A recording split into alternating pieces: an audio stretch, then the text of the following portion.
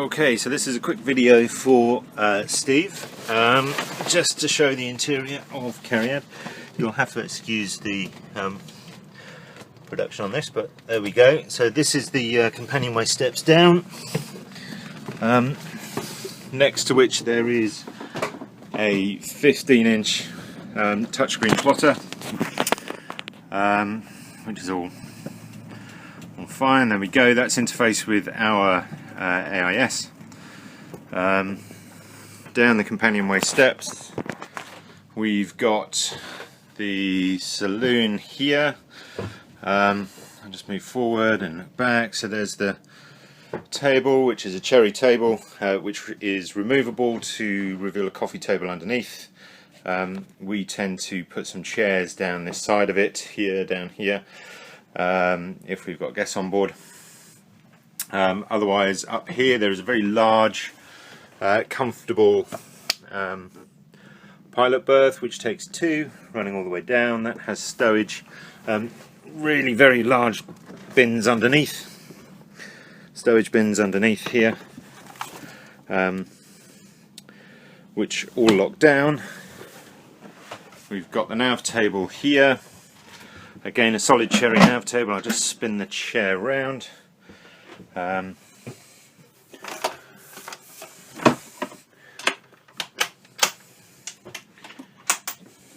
that's a big heavy piece of kit. Sorry about the mess in the nav drawer, but there we go.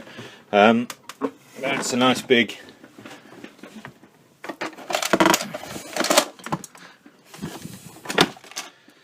heavy nav table. Up here we've got our battery monitor, VHF, stereo. We've got speakers in the cockpit, and a small everyday use switch panel for our Wi-Fi, AIS, plotter and stereo. Behind here we've got the WL510 Wi-Fi booster, which is connected to our iNav hub, which broadcasts around the, which creates a hub around the boat. Of course, this is our sat phone, our GPS, our radar. It's an older CRT radar. We'd thought about changing it out, but you know what? This one is so much better, so much clearer. There is an SSB. We tend not to use that. It's old technology now, really, and we use the sat phone far more. Moving over to up forward, that's the watertight bulkhead, just there, or one of the watertight bulkheads, and this is a galley on this side. You're asking about the size of the freezer. This is the size of the fridge freezer. Excuse the mess, but it's about, now I'll measure it, but it's a large chest fridge which you can freeze if you turn it up. We never turn this off. It's a new frigga boat. We never turn it off, yeah, so that's that will freeze, and it will you can keep things cool in there, of course, if you separate them off from the plate. We've got a reflex stove here, which does all our hot water, and of course it does all our radiators as well. It's a 75 litre calorifier, which is underneath that corner. The washer dryer down there, to be perfectly honest, we put it back in to sell the boat. We've never used it. I don't think it's ever been used. All the plumbing is there, but it's not plumbed in as yet. It is a Dickinson Mariner stove, just in here, and it's all stainless steel, all up underneath there. So it's all, and that's all worked perfectly well. There's a heater matrix down there, which runs off the engine, which of course heats our water too. And there's also a matrix heater underneath here that runs off the reflex if we want to quickly blow some hot air around the boat. Okay, moving back aft, we've got the separate heads back here, which you can slide the door closed to create a separate little living space. Back aft, there's a watertight bulkhead here. Got some aeration here. This bulkhead is the one which isn't quite watertight. This will slow it down, but it's not so quick.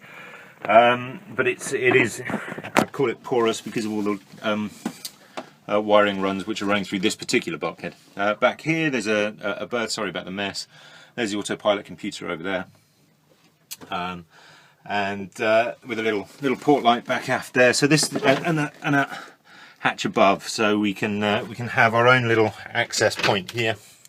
This is the wet locker, which is full of life jackets at the moment. You're welcome to the life jackets. With a radiator in the bottom, there's two radiators there.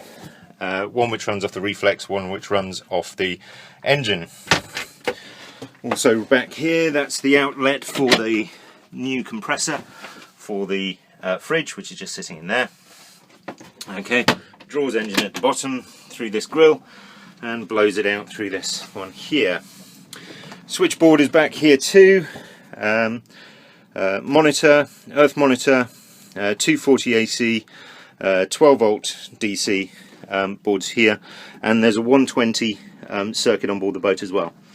Gas monitor is up here with a solenoid, so we can turn the gas off here and back on. Okay, for the solenoid that's back aft in the gas locker. All right, small little unit there, little sink. Coming forward, we've got the main watertight bulkhead. If you've got kids, what you'll find is that this is actually more use for a soundproof bulkhead, which is really rather useful. And then coming up forward through here, so that's the watertight bulkhead there. Closed, and we'll just open that up. There we go. Up through the corridor. This is the Pullman cabin in here. That's a large bunk at the top, very large bunk at the top with a 12 volt outlet and 240 at the other end. What you can do, which makes the bunk underneath seem quite small. Hang on, let me just turn the light on. Under here.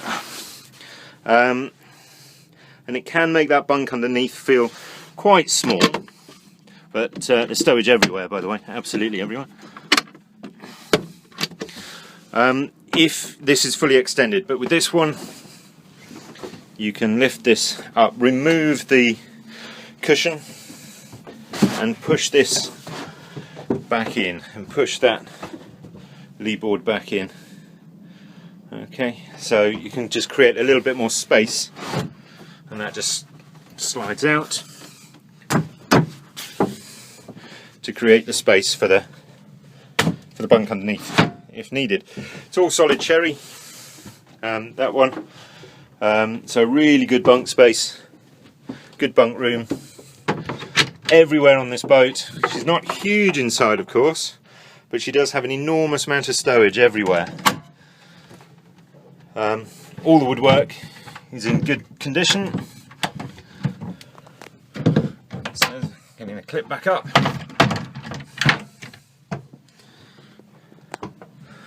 And moving forward, we've got the main cabin, main owner's cabin back here. And if you look, you'll find that wherever possible the grain is followed through. So set off from the same piece of timber, so all the way through the grain is carried all the way along.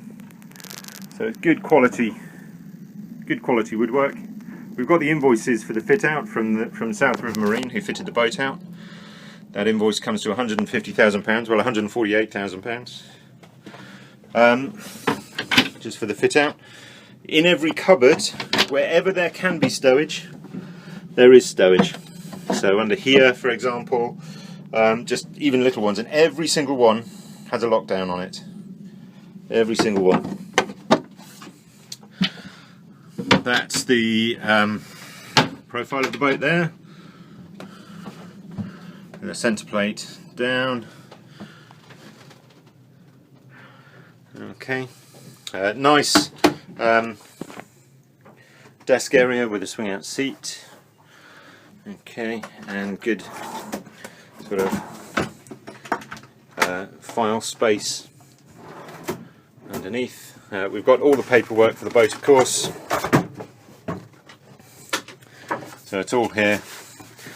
So all the builder certificates, plans. This is the receipt for the woodwork, by the way. There we go. I know it's I lied. It's £144,800. There we go. Not a small amount of work just for the woodwork. So all her work. That's her on a sale. Little yachting monthly piece on it. Line plans, this sort of thing. We've also got all the invoices for the sales. We've got the builder certificate, VAT document, and all that sort of thing. So she's all fully RCD'd as well. So category A, ocean. Okay, coming back here. This is the. Okay, so this is the heads in here. This door from the forecabin, that can be pushed all the way back and just clips over to the far side of the companionway, so you can have a nice corridor, sorry, so that you can have a nice enclosed separate sort of stateroom, if you like. Up forward there is the bath, which is all fine, all functioning, so that all just runs from our large calorifier. The bath is there. Behind this panel here is a vacuum tank, which runs our vacuum toilets, which we know what one of those looks like. Up here you've got the panel for the drain pumps. Water pump is there. Waste tank. The waste tank isn't connected up for various reasons. Going to America, you have to disconnect that entirely, so you can't auto pump it. Bath drain pump, and the fuel pump port and starboard, so that the tanks, the first water tank is under here. The fuel tanks are aft, just above the water line, to create effectively a double bottom. The water tank, the fuel tanks run down under here and under here, and you can pump up to the day tank, which sits above the engine, and you can draw from either of those tanks, or you can link them, of course. We can check the tank, how much is in the tank, using our little pump here, of course. So you press that and pump that. It's still holding pressure from the last time I checked. So we've got inches of pressure there, and we've got a calibration chart for that. Okay, just to confirm, up forward we've got enormous amounts of stowage. There's stowage all over this boat. That's the front watertight bulkhead in there, leading through to our stowage platform. And in here we've got enormous amounts of stowage for the wardrobes and this type of thing. Okay. There we go. That's the layout of Cariad, effectively.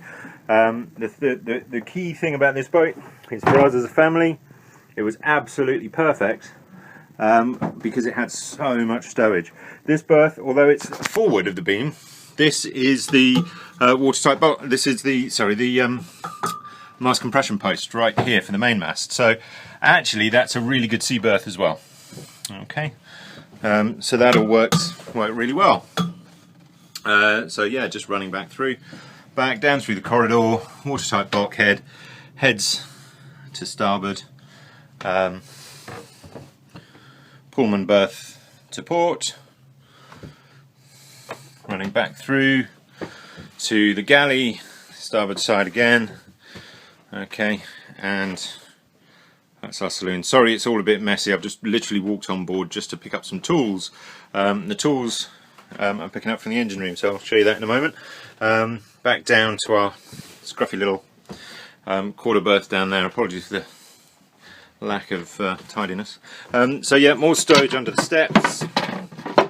Okay, so under each of these there's more places to stuff stuff. Of course, the engine room is entirely separate, so you're not mucking around working down there. And I'll just pop down there with this working. Just excuse me a moment.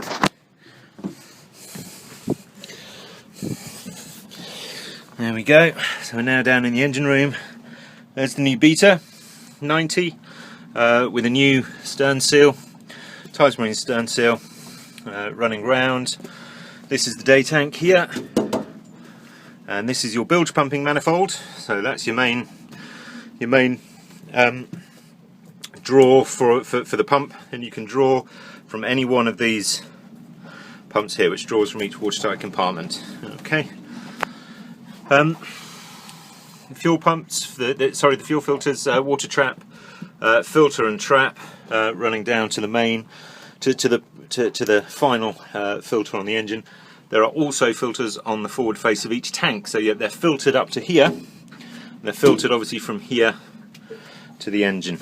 Okay, little workbench down here with a little vise. So bow thruster wiring goes forward from here. This is junction box running forward, and then back here you've got your water maker. And there's a fair amount of redundancy back here in terms of stuff that is no longer used. The water maker is 12 volt, but the bow thruster and the windlass, which I'll show you in a moment, used to be hydraulic. That comes from that old hydraulic tank which is in that corner. That could easily be removed and a proper generator put in its place. But there's lots of space back there. All this old wiring here can all be removed, stripped out, which I really ought to do. She used to have an Eberspacher. The Eberspacher died. I put in a new reflex heater. Okay.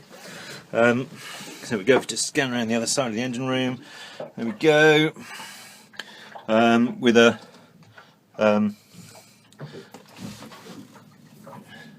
fire extinguisher here. Okay, diode splitter here. Low drop diode splitter. And the ram down there for the autopilot.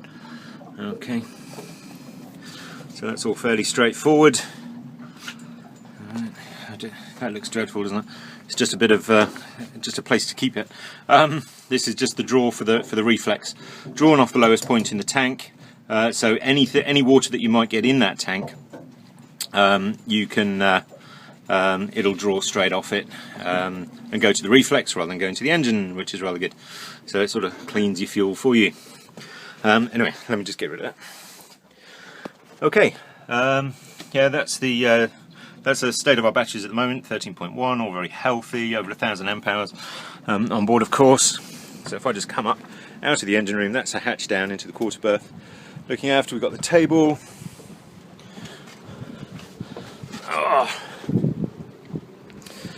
Big primaries. Everything is led aft through these clutches, and they come out to this electric Lumar here, which you just operate with your foot from the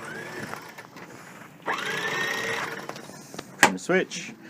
On this side, the bow thruster, which I thought I'd left it on, so I've been on board, which all operates quite happily. I'll turn that off. This is the AP16 autopilot, which works fine, but this is pixelated. So this element here is pixelated. We can't see anything, but it works just fine. All right. And so very quickly, because I'm running out of battery power, everything is isolated from the hull, of course, to prevent any corrosion or any issues like that. So your engine switch panel is under here. All right. Engine batteries you can turn off there. All right. So it's just nicely secure away, and just making sure that there's nothing connected to the hull. It's earth returned, so there should be no corrosion. I've not found any pitting anywhere on the hull where we've been able to access it. Okay. Both masts in tabernacles. This is a fairly new rig. This one, 2006, this was a new mast in 2006. Moving up forward, chimney, life raft. These are the bedded hatches. Now you can see why they're so small, these hatches. There's absolutely no reason for a storm shutter over there. When you've got large hatches like that, if one of those blows, you're going to have much more problem with one of those. Okay, that's the breather for the waste tank. Coming up forward, we've got 3 of these in our hut at home, so they mount up on the deck up here if you wanted to do any fjord mooring. Coming up forward, Muir windlass. Operated by foot switches, all working. We've got a separate hatch here, which I won't open up now, but that's a separate fore hatch. Our massive, mighty fore hatch is back here, which has got a load of old fenders in there. I'm sorry about that at the moment, but you can get all four full-size bikes down into that fore hatch there. Okay, coming up forward, very large anchor, which is a new anchor, and there she is.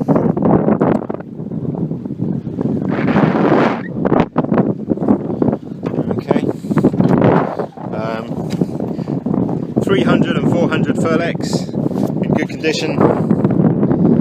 Stub sail, stub boom, staysail. Again, mainmast in tabernacle.